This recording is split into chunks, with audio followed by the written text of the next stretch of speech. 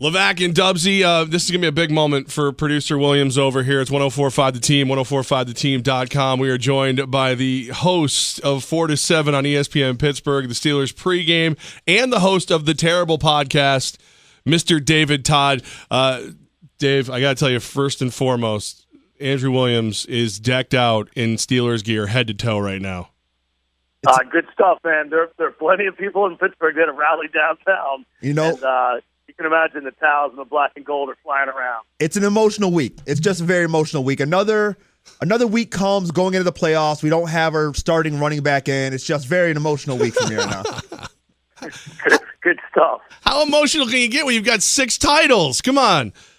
Hey, it's in Pittsburgh, it's all they talk about is if they don't get a playoff win this year, it'll be the first time since 1970 that they've gone 5 years without winning a playoff game. So, for Steeler fans, there's plenty at stake here. All right, follow him on Twitter at David M. Todd. All right, David, here's the deal. This game, it's just weeks away from a game that was seriously ugly between Cincinnati and Pittsburgh. Just how ugly is this game going to be? Yeah, there's so much at stake. You have to think that things will be relatively under control. It's interesting. They assigned the same referee to the game that did the last game, and they really didn't keep it under control. We had the pregame stuff with Burfict going over on the Steelers side of the field. You had a slap fest between Drake Kirkpatrick and Antonio Brown, and then a bunch of cheap shots along the way from both teams for sure. I think there are $145,000 in fines. But, look, there's a ton at stake here. I expect it to be very physical. Maybe there's a personal foul too early in the game, but I would get this thing under control. But these teams know what's at stake. Now I know that the Ravens are the number one rival for the Steelers, but have the Bengals kind of taken their seat for the year at this point? For sure, no doubt. And one thing that you always felt that there was tremendous respect between Suggs and Ben. The Ravens Steelers rivalry very rarely got really chippy. It was very physical. But what happened in the last game with the Bengals was something new, and certainly that's got both locker rooms talking. David M. Todd, that's how you follow him on Twitter. He is the host of the Terrible Podcast, 4 to 7 weekdays on ESPN Pittsburgh, right here with Armin Levac on 104.5 The Team. David, D'Angelo Williams is officially ruled out, unfortunately. How much faith do you have in this running game against a great Cincinnati front seven? Not a ton, to be honest with you. The Steelers, as I mentioned, the Steelers deja vu for what they saw last year with Le'Veon Bell getting hurt in the last game of the regular season. They played the Ravens with Ben Tate, who they had signed off the street that week. They had Bree Archer, and they had a guy named Josh Harris. And if you're not from Western Pennsylvania, you probably don't recognize any of those names. They ran for 15 times, attempts, 43 yards. This game it'll be Fitzgerald Toussaint and Jordan Todman, again, not household names. And probably more of the same. If the Steelers can get 70 yards on the ground and 15 carries, I think that would be hugely successful. So if they can't run the ball effectively, can they still beat the Bengals? Yeah, look, this game's on Ben. Interestingly, in 15 career playoff starts, he's thrown for more than 275 yards 3 times. He's lost all 3 times, including the last 2 times out. But for Ben, it's very simply turnovers. And one of our local beat writers dug up a great stat that in his career, Ben throwing the football, he's 8-26 when he has 2 or more interceptions in a game. He did that in the first game against Cincinnati. Steelers lost. He's 106-31 with 0 or 1 interception. And in the second game, he only threw 1 late in the game. Steelers won. Steelers have ridden the turnover battle. When they win the turnover battle, they're great this year. I think they're 10-1 when they win or tie. They're 0-5 when they don't get any turnovers. So if you want to look at something very simple, that's what's going to decide it from the Steelers side of things. David, we've seen a lot this year. Big Ben has really come into his own as a leader. Him calling out Martavis Bryant this year, what do you put into that? Oh, all good. I mean, I called him out about 6 weeks ago. We've seen Bryant. The stats look okay for only playing, I think, 11 games in the season. He's a big threat. He's got the physical tools of somebody like Randy Moss, and we saw at the end of last year and in the preseason, he looked fantastic. And he started the season well after serving his 4-game suspension and missing a game with a knee injury. But he's kind of dropped off, and he's not making the tough catches. He's had 4 or 5 balls in the end zone. Certainly not easy catches, but catches that he could have made that would have been difference makers. And then the last 2 games, 2 catches for a total of 6 yards. He's been non-existent. The coaches didn't say it, but he got benched last week, only played 12 plays. after not fighting for a ball and maybe running the wrong route on the first interception of the game. So he is certainly a guy the Steelers need to get on track.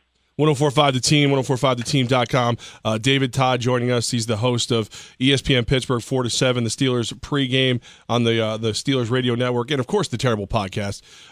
David, here's the deal: the Pittsburgh Steelers, people have been looking at them all season, going, "Man, if they just get it together, they're a favorite. They're going to find their way." If they get past this game without D'Angelo Williams, and I know we have to speculate and say they get him back in the next one. If they get through this game, can they go all the way to San Francisco? Sure. They've got the talent to do it. And I think Angelo Williams will be back next week if the Steelers go to Denver. You know, you've got Peyton Manning, and I don't think any of us know what Denver's going to get out of Peyton Manning. The Steelers have played that team and beaten them, so I think there's some level of comfort that they can move the football against the Broncos. And then, if they go to New England, they're going to be an underdog, and I don't think any Steeler fan would relish that. But it's a New England team that's banged up, and they'll take their chances. Steelers take their chances. But certainly, if you ask me today how things look, I'd put the Patriots as the favorite, and whoever comes out of this game as the second favorite. David, what's going to be the biggest X factor in this game? Is it going to be the secondary that has been great all season, or are you going to put more of it on Big Ben in the offense?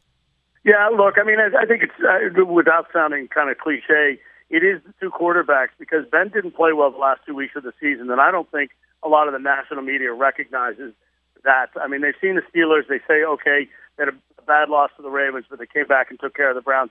They offensively didn't look good in either game. The difference was against Ryan Mallett, Keith Butler in the defense, they only blitzed about 20% of the time, and Mallett in those first two drives ran 26 plays. They scored 10 points. That was the difference in the game. They had another young quarterback in Austin Davis last week. They blitzed him 50% of the time, ended up getting 4 turnovers in the game, and that ended up being the difference as the Steelers put it away late with a strip sack and a touchdown. I think what the key defensively for the Steelers is they've got to show A.J. McCarron every look that they have. 7-man fronts a lot of the time. Who's going to come? Who's going to drop? Make him try and throw to his first read, and mix things up as much as possible and get pressure on him, because the big advantage the Bengals have is they can get pressure with 4. The Steelers can't do that. David, there was a Steeler fan or a sandwich chain that was so grateful to the Bills for beating the Jets. They sent 80 sandwich kits to the Bills. Manning Brothers. Yeah, they're famous here for the fries on the sandwiches. That was the joy on Monday when the Bills took care of business on Sunday. Those sandwiches look amazing, and they come in kits. Like, how does that not a nationwide chain? I think Permanis gets their plug in every time the Steelers are on television. They play a home game. Somebody's showing a Permani sandwich at one of the stores in Market Square. But yeah, that's one of the things that's a well-known thing in the Burgh. You got to follow him on Twitter at David N. Todd. Before I get your prediction on this game, how often do you think Antonio Brown had to ice himself after that touchdown celebration on the goalpost? He's had a couple this year, man. He hit the full front flip dead on, and it was very funny. That one. We have a guy. He does a show on our station on ESPN Pittsburgh Tuesday nights in studio, an hour with a couple of the beat writers.